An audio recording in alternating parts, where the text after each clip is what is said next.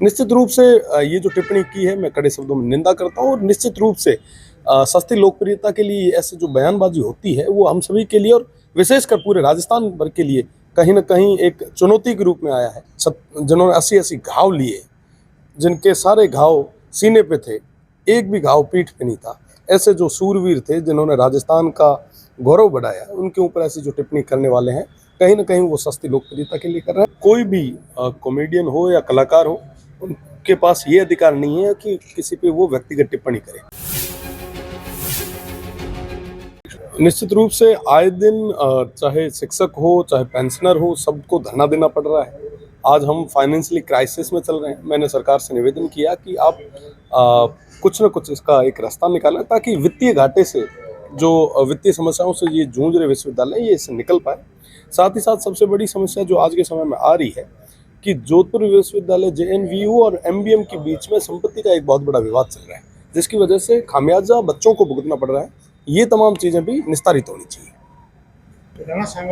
निश्चित रूप से ये जो टिप्पणी की है मैं कड़े शब्दों में निंदा करता हूँ और निश्चित रूप से सस्ती लोकप्रियता के लिए ऐसे जो बयानबाजी होती है वो हम सभी के लिए और विशेषकर पूरे राजस्थान भर के लिए कहीं न कहीं एक चुनौती के रूप में आया है और इस चुनौती का मुंह तोड़ जवाब देंगे। आज के समय में जो जिन्होंने 80-80 घाव लिए, जिनके सारे घाव सीने पे थे, एक भी घाव पीठ पे नहीं था। ऐसे जो शूरवीर थे जिन्होंने राजस्थान का गौरव बढ़ाया, उनके ऊपर ऐसी जो टिप्पणी करने वाले हैं, कहीं न कहीं वो सस्ती लोकप्रियता के लिए कर रहे हैं और उनको मुंह तोड़ जवाब देने के लिए जनता तैयार बैठी।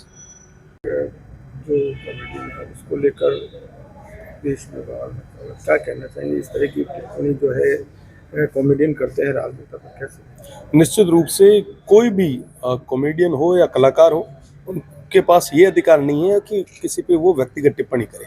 निश्चित रूप से जो टिप्पणी महाराष्ट्र में की गई है बड़ी दुखद है और इस तरीके से व्यक्तिगत राजनीति में तमाम चीज़ें चलती रहती हैं, पर व्यक्तिगत द्वेष भावना किसी से कभी किसी की रही नहीं है। पर किसी कलाकार द्वारा इतने बड़े सामान्य नेता पर इस तरीके से टिप्पणियां करना ये गलत है और साथ ही साथ मैं नेताजी से भी और तमाम इनके समर्थकों से भी निवेदन करूंगा, पर आप लोग समझदार हैं, राजनीति से जुड़े हुए हैं, तमाम चीज़ें समझ रहे हैं, इस तरीके से एक भय का माहौल भी आप लोग ना पैदा करें। निश्चित रूप से आए दिन चाहे शिक्षक हो, चाहे पेंशनर हो, सबको धरना देना पड़ रहा है। आज हम फाइनेंशियली क्राइसिस में चल रहे हैं। मैंने सरकार से निवेदन किया कि आप कुछ न कुछ इसका एक रास्ता निकालें ताकि वित्तीय घाटे से जो वित्तीय समस्याओं से ये जूझ रहे विश्वविद्यालय, ये इससे निकल पाए।